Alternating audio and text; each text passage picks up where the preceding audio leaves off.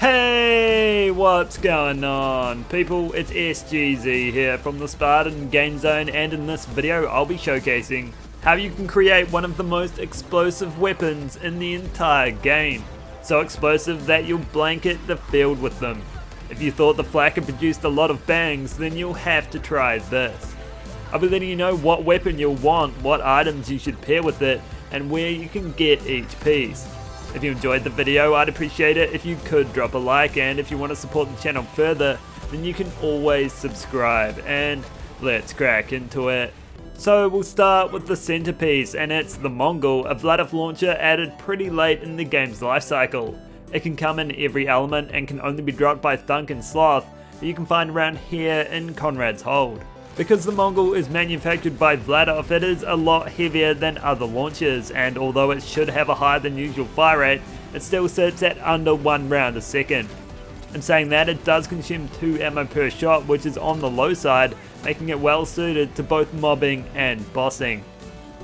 Where it truly comes into its own is through its unique effect, which causes the main rocket to fragment during flight, breaking apart into countless smaller projectiles.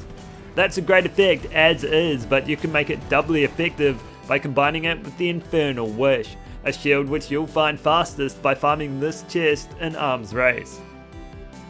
With that equipped and with some charge in it, you won't just fire the 1 round, but 2, with each shot spitting out an insane amount of rockets that'll just engulf your enemies.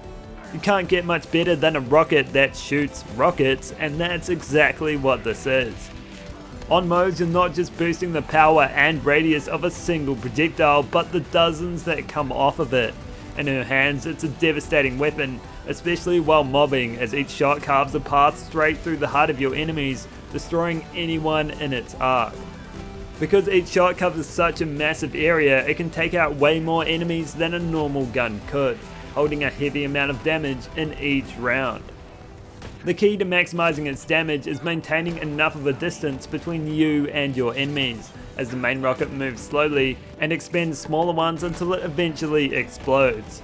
That means its damage grows the longer it travels, and you'll want to aim slightly above your target as the projectiles tend to float downwards.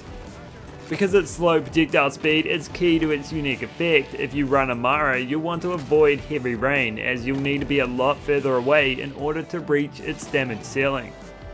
That slow travel time can cause mobs to dodge out of its way on occasion, but it's also well suited to Guardian swapping if you want to take out that boss in an even smaller amount of time. If you want to see it reach its maximum damage potential beyond the Infernal Wish, you want to combine them with the Company Man artifact dropped by Hemovorus in Dark Thirst Dominion. An area of effect damage roll is going to be your best friend here, boosting its damage more than a 50% damage or crit damage main roll could do. And fire rate as a main roll is going to make it feel more like a true Vladov weapon. In this setup, it has the mobbing potential of the Plague Bearer without the charge time, and 33% less ammo expended. Its explosive symphony can be enjoyed on every Vault Hunter, but Zane can get into optimal ranges the fastest, while also counteracting its slow movement speed. He can also fire an extra shot on top of the Infernal Wish, just like Flak, allowing them to produce even more rockets, as though there wasn't enough already.